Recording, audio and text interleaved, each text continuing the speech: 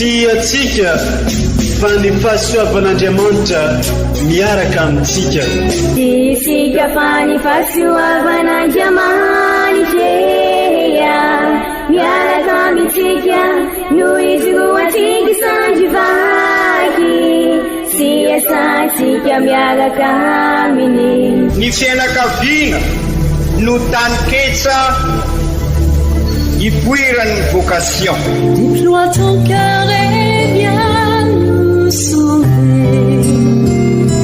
Délivre-nous de nous, délivre-nous de tout. Fa sisika tokoa fa ny fahasoavan'Andriamanitra miaraka amintsika. Sisika fa ny fahasoavan'Andriamanitra miaraka amintsika noho izy roa tsika sandrivaky sy asantsika miaraka aminy.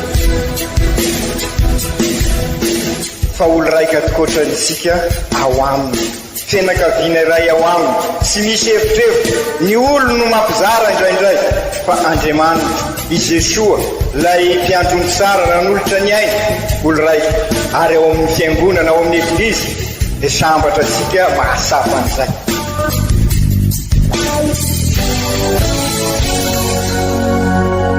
Olo araiky atsika atambatry ny fanahy masina kamiray, olo araiky ao amin'ny Kristy. Fandaram-pampianarana iarana amin'ny son excellence Monseigneur Benjamin Marc Caramarson eto amin'ny radio Fania.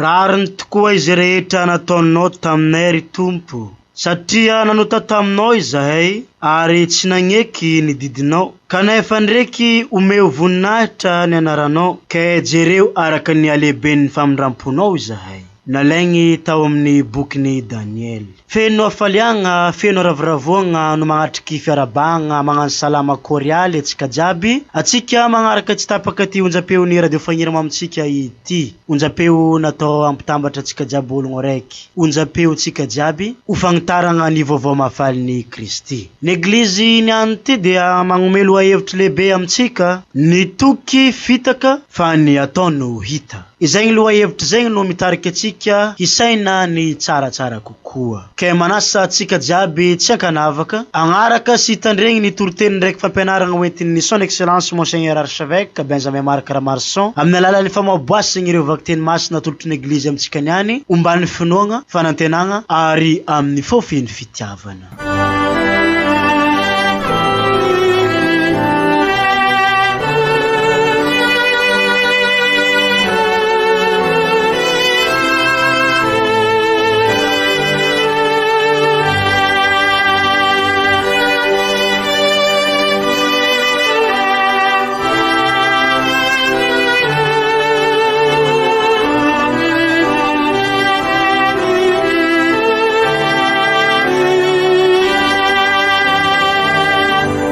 Fankalazagna ny tenin'Andriamanitra. Vakiteny masina voalohany, bokin'ny Ezekela mpaminainy. Izao no lazain'ny Tompo, ianao manao hoe tsy marina ny lalan'ny Tompo, mihanoa ary ry taranak'Israely. Moa ny lalako vano tsy mahitsy, moa tsy ny lalanareo vano tsy mahitsy, raha miala amin'ny fahamarinany ny marina, ka manao ny tsy marina, ary maty amin'izany, dia noho ny tsy marina nataony no ahafatesany. Fa raha miala amin'ny aratsiana nataony kosa ny ratsy fagnahy, ke magnaraka ny hitsiny sy ny rariny amin'ny ataony, dia amelona ny fanahiny izy. Raha sokafany ny masony, ka miala amin'ny adisoany rehetra nataony izy, dia ho velona tokoa izy, fa tsy ho faty. Izany ary ny tenin'ny Tompo, isaoragna ny Andriamanitra.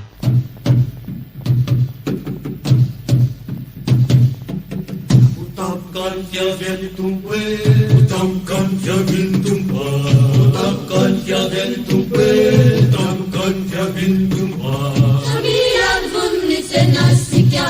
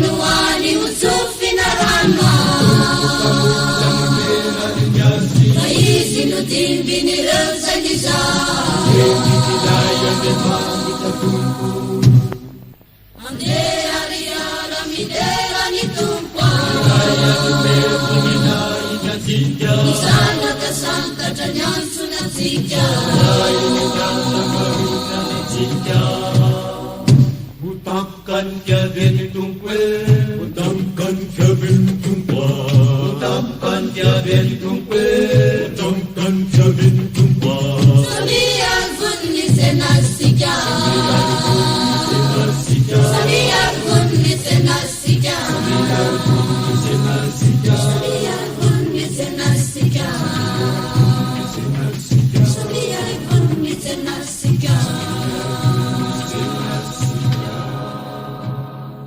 Taratasy ny masin-dapoly apôstôly ho an'ny kristianina tany Filipy. Ry kristianina havana, raha mba manana fampirisihana amin'ny Kristy koa ianareo, na manana fanalana alahelo amin'ny fitiavana ihany, raha misy firaisapo mampanahy koa amintsika ka mba misy fitserana mampangorahana ahy ihany aminareo, dia feno tanteraka ny hafaliako amin'ny firaisanareo saina.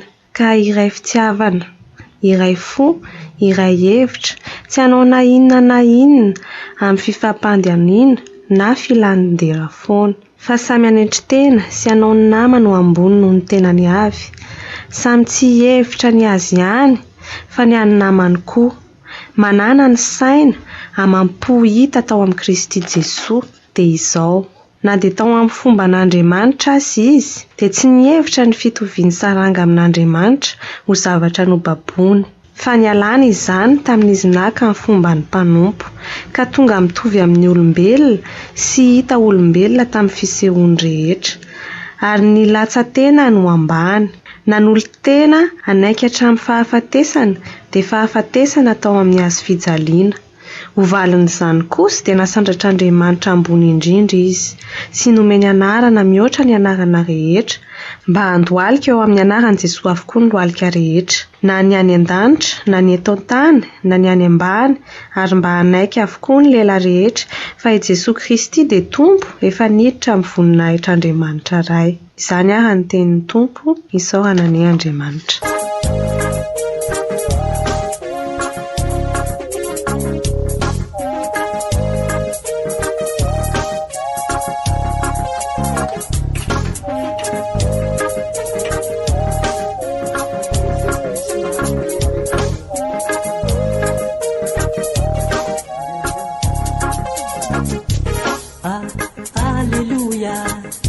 Masintenin tumpo, alleluia, maelire,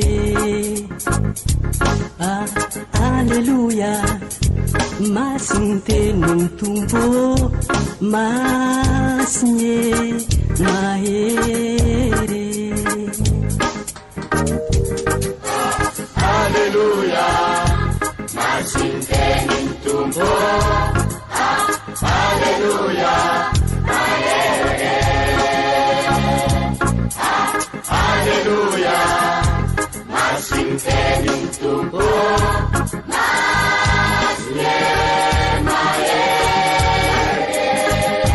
Iombantsika mianakavany ny Tompo ho tanteraka tokoa ny izany. Evanjely masina nosoratany Masindahy Mateo, voninahitra ny ho anao ry Tompo. Tamin'ny zany andro zany, i Jesosy niteny tamin'ny lohandohan'ny mpisorona sy ny loholona nanao hoe, ahoana no hevitrareo? Nisy lehilahy anankiray nananjanaka roa lahy, dia nagnatony ny lahy matoa izy, ka nanao taminy hoe, andeha anaka miasa amin'ny tanim-boaloboko anio. Fa hoy izy, tsy andeha zaho. Kanjo no niafaka izany nanenina izy ka nandeha ihany. Dia nankeo amin'ilay iray indray izy ka nilaza toraka izany koa. Hoy io, andeha aho tompoko, kanefa tsy nandeha izy. Iza moa amin'izy roa lahy no nanao ny sitrapony rainy? Dia hoy izy ireo, ny lahy matoa. Dia hoy Jesosy tamin'jareo, izaho milaza marina aminareo fa ny publikana sy ny vehivavy janga no efa mialohanareo ho amin'ny fanjakan'Andriamanitra. Fa tonga teo aminareo tamin'ny alalan'ny fahamarinana ijoany, nefa ianareo tsy nino azy, fa ny publikana sy ny vehivavy janga no nino azy. Ary ianareo na dia nahita izany aza, dia tsy mbola nanenina akory mba ino anareo azy.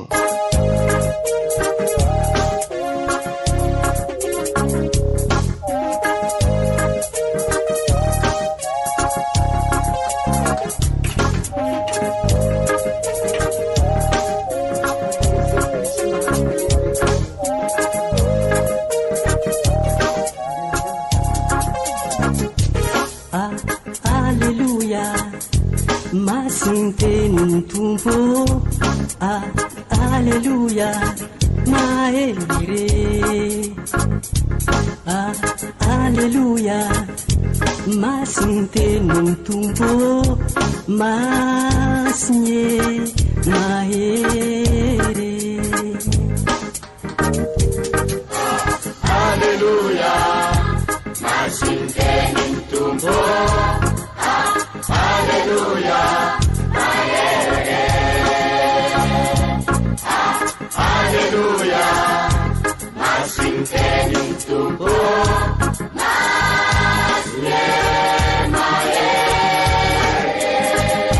Izany ary ny tenin'ny tompo, derany eo anao ry Kristy.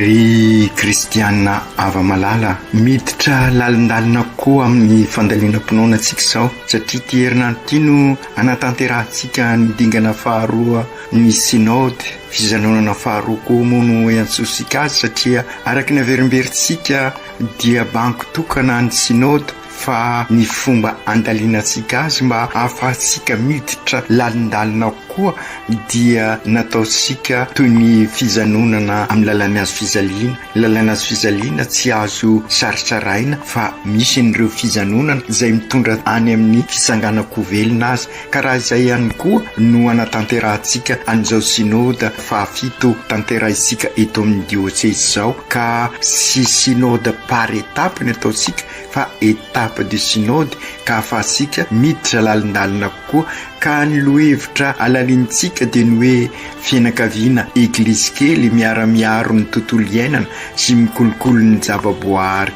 Efa nandritra ny taona sika no niditra lalindalina koa, ka antenaintsika ary mba iroso amin'ny dingana tena fanatanterahana izitsika, ka ho isy vaingany no ataosika, ho isy asa anatanterahana azy, action, concrétisation.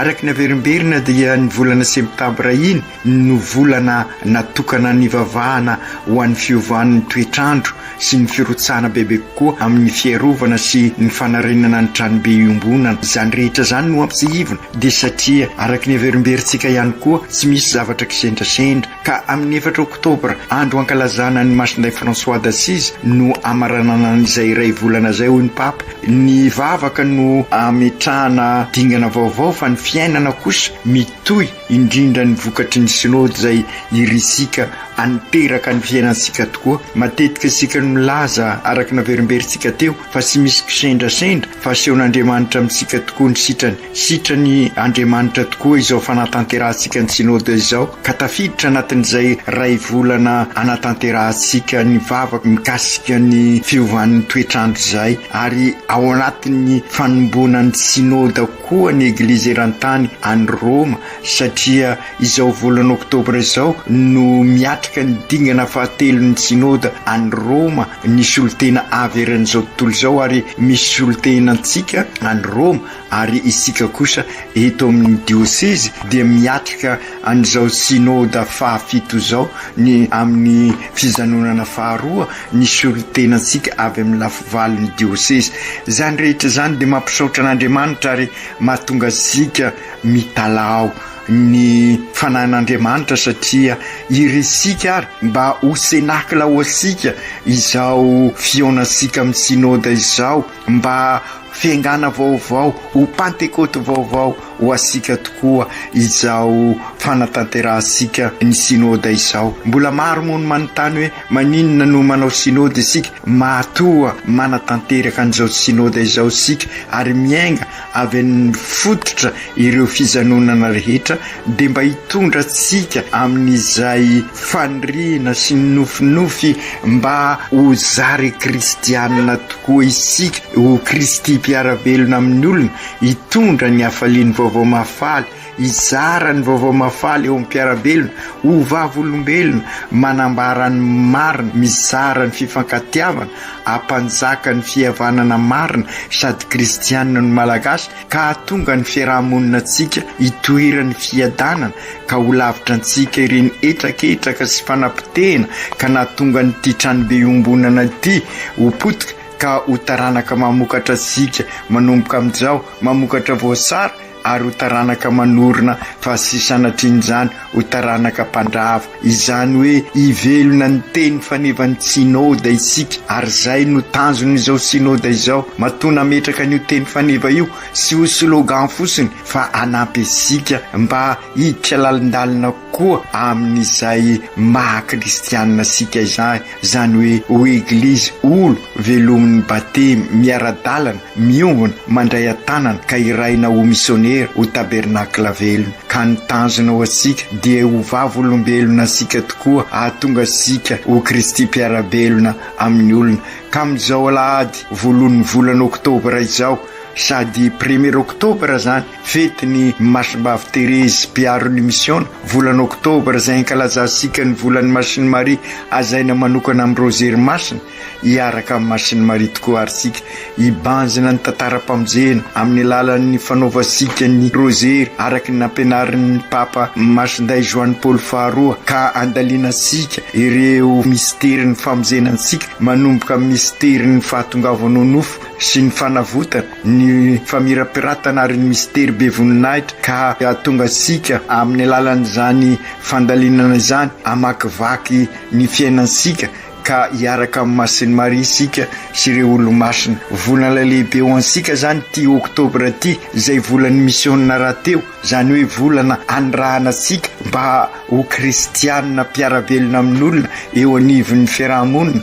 Andinisika ary arak'izay voalaza zay ny maha-missionnaire mahiraka sika ka mifanaraka tsara amin'izao sinode tanterahisika izao, satria tsy mikombona isika amin'izao sinode izao fa irina ary iraina mba ahatonga sika hivelatra bebe koa ho tabernakla velona, ho Kristy mpiara-belona. Ny teny hoe kristianina dia avy amin'ny Kristy, ary Kristy tao amin'ny toetra mahandriamanitra azy dia lasa tonga olombelona, tonga eto anivosika nitoriny vaovao masofaly. Ary de zay koa no ampisehivin'izao volana Oktobra izao, ny 1er Oktobra moa dia ankalazasika ny Masimbavy Terezin'i Jesosy zazakely, ary araky ny fantatra sika dia izy no mpiaro voalohany ny mission, ka engane izy amin'izao fanatanterahasika ny sinode izao mba handrosaka ny orandroziny tokoa araky ny averisika orandrozy mpahosavana amintsika sy kiraikiraika amin'ity diocese sika ity,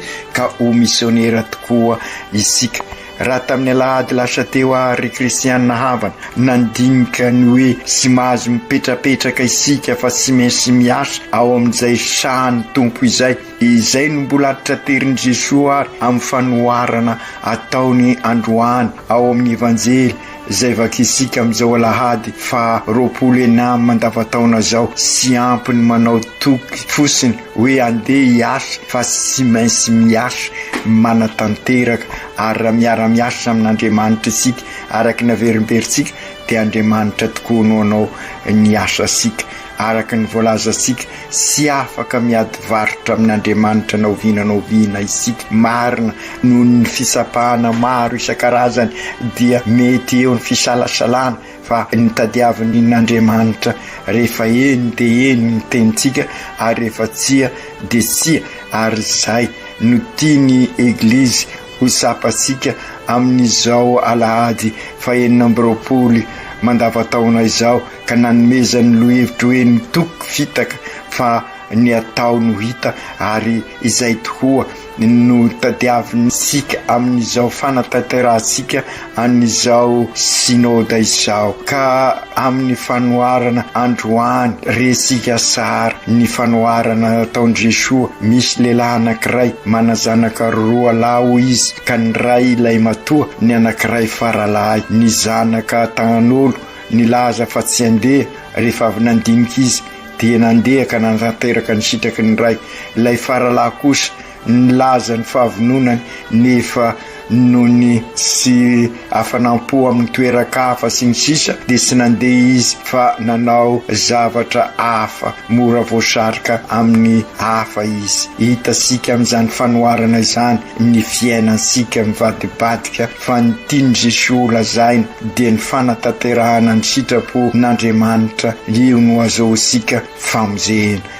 ry kristianina ava malala azo lazaina ary fa famtinana ny fiainansika tokoa io voalazany evanjely androany io amin'izao mandavataona zao araky ny averimberitsika ihany koa dia isaky ny alahady no mandinika toetra ny Kristy isika mba hivelomansika an'izay maha Kristy mpiarabelona antsika zay amin'ireo manodidina fa indrindra moa amin'izao fanatanterahasika ny sinoda izao ka amin'izao alahady fa 20 mandavataona zao dia hitasika toetra anankiray izay sy mifanaraka amin'ny toetran'ny Kristy dia sy inona zay fa isika miovaova sy toetran'ny Kristy izay mora manaiky ambava isika fa sy manatanteraka ary indrindra koa mangataka andro lava mangataka fotoana lava voasariky ny rendrarendra voasariky ny fakapanahy fa indrindra indrisy ny tanora ankehitriny varimbarina isika amin'izao krizy zao ka izay indrindra ny tiany eglizy ho sapasika ary fandrindra isika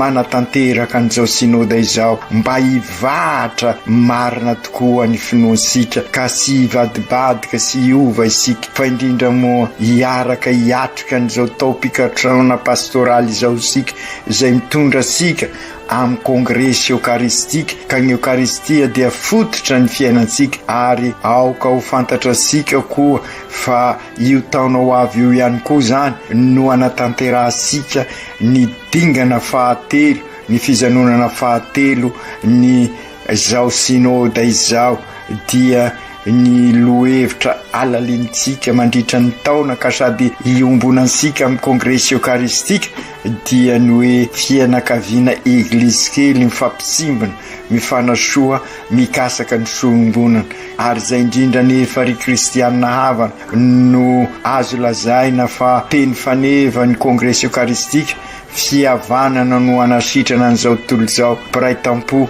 isika ziaby izao fanomboana ny tao-pikatrona no resosika koa amin'ny katesizy mitotoka amintsika mompera katekista vizy inspecteur amin'ny mpampianatra sy mpianatra ary isika ray aman-dreny vita ny boky nefa tosy misy mikarakarana mijery nefa efa nandrasany elabe asa resaka communication ve aoka irosy lalindalina koa isika amin'ny fianarana katesizy ary ampiasao ny boky vaovao zay tokony eo ampiaratanasika mba hahatonga sika ho tena mpandalina ny finoana kristianina olon-dehibe amin'ny finoana engane sy ho finoana akandrona fosiny sy mahazo mipetrapetraka isika hoy Jesoa tamin'ny alady lasa teo fa mila miasa ao amin'ny sany tompo ary zay asa izay no ahafahasika mampivelatra sy mampandroso ny finoana ato amin'ny diosezysika. Noho izany ry kristianina havana mila mibebaka tokoa isika. Io no afatry ny Ezekela mpaminany amin'ny vakiteny voalohany. Araky ny fantasika ny mpaminany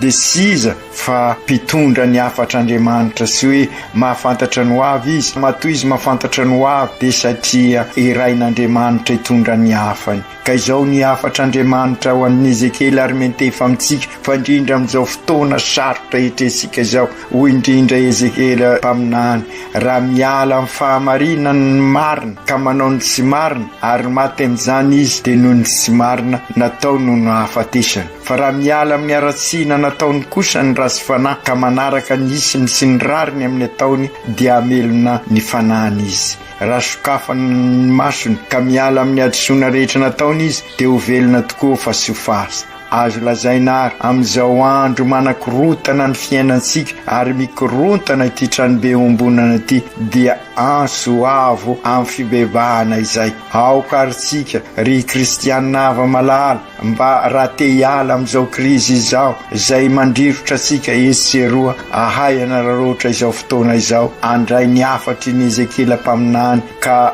ibebaka ararotsika ny fandalinana ny finoantsika amin'izao volany rozery sy amin'izao volany misiona izao amin'izao synôda tanterahisika izao. Maro zany ny okazion ahafahatsika mandalina ny fiainantsika ary de mibebaka. Maniraka atsika Andriamanitra sy anao eny ambava fosiny fa mba anao eny tahaka ny Masiny Maria. Aoko tanteraka amiko araky ny teninao. Engany ilay valiteny ataosika rehefa mandray communion de mahanahaka ny valiteny nataony Masiny Maria ka rehefa mandray communion tsika mamaly amen dia fanirahana ho atsika anana fiainana eukaristika io fandraisasika communion io ary zay indrindra no mitondra atsika amin'ny kongresy eukaristika ka ivelomasika ny teny faneva ny fihavanana no anasitrana an'izao tontolo izao piray tampo isika ka ivelomasika n'izay afatra ny kongresy eukaristika izay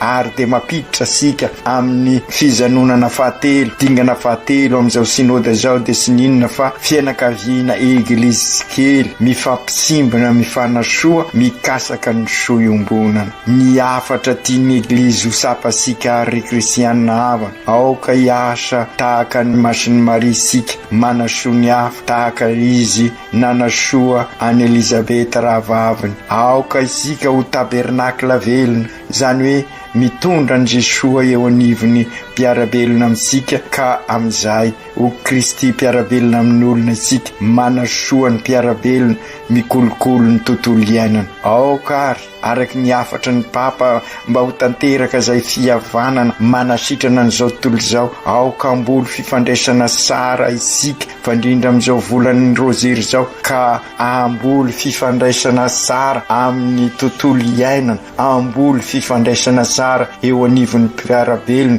ka ivelona an'izay fihavanana sady kristianina no malagasy amboly fifandraisana tsara amin'Andriamanitra isika fandrindra moa amin'izao amin'ny fidiratsika amin'ny taona pastoraly ka ikatroasika izany rehetra izany ka ahatonga asika tokoa amboly fifandraisana amin'ny alalan'ny fambolena ny famindrapo sy ny fifamelan-keloka ka amin'izay miditra amin'ny tena fiadanana marina isika. Izany no ampianarin'ny Masindapoly ao amin'ny vakiteny faharoa izay mamitina tokoa ny tena antondian'ny Kristy eto anivosika lay misteri dinisika mandritra ny volany rozery manana ny toetra mahandriamanitra azy Kristy ho Masindapoly nefa nataony tsinotsinona izany satria nitadiamin'ny Kristy dia ny ampiombona ampivondrona asika ny asa izy nanolotra ny ainy na fo ny ainy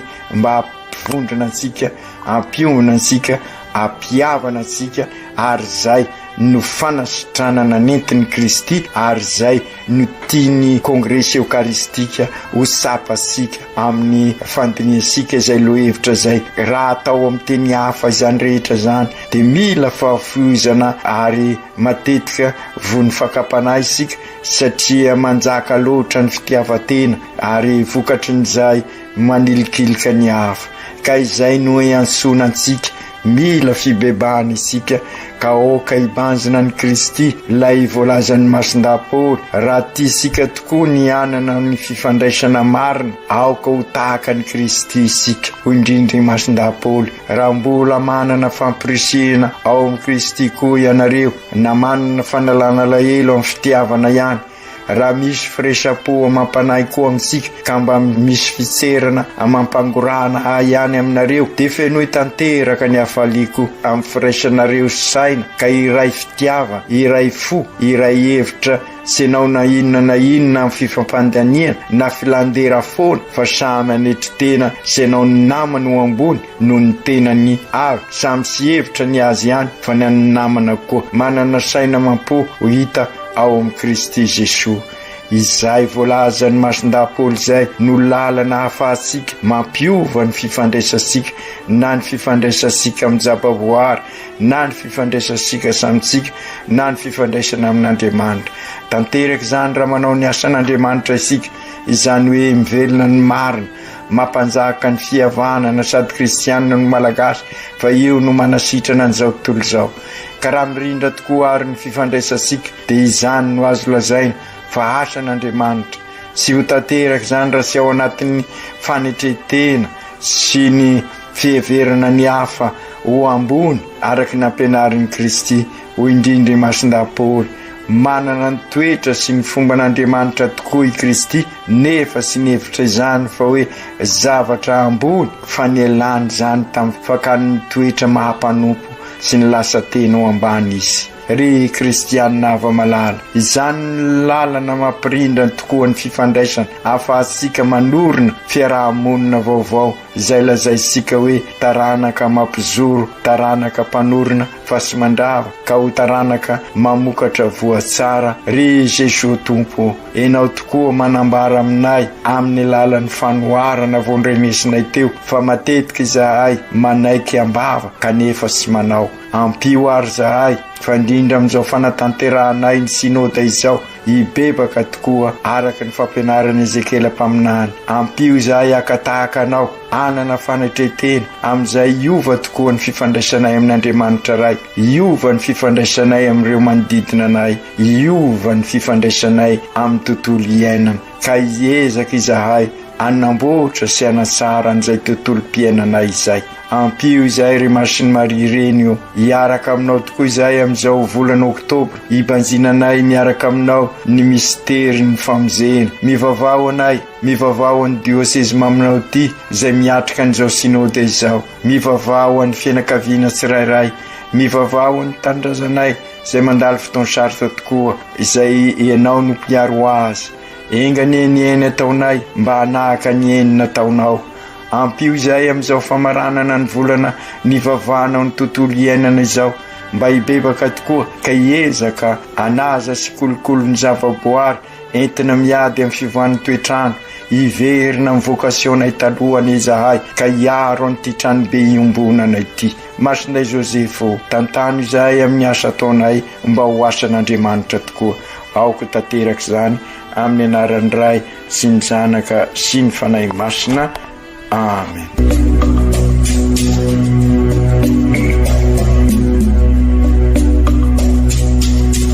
Tsy atsika fa ny fahasoavan'Andriamanitra miaraka amintsika.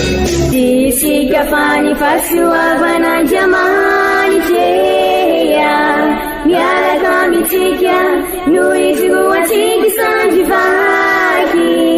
Sy asatsika miaraka aminy. Ny fianakaviana no taniketsa ipoiran'ny vocation. Déploie ton cœur et viens nous sauver. Délivre-nous de nous, délivre-nous de tout. Fa sisika tokoa miaraka amintsika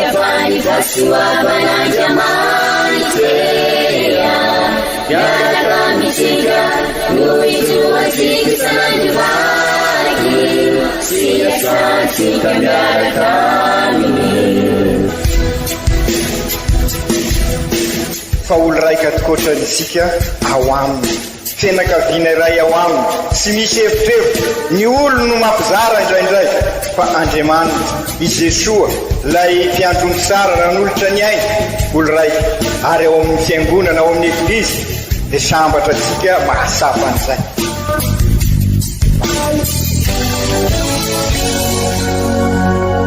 olo araiky atsika atambatry ny fanahy masina kamiray olo araiky ao amin'ny Kristy. Fandaram-pampianarana iaranao amin'ny son excellence Monseigneur Benjamin Marc Karama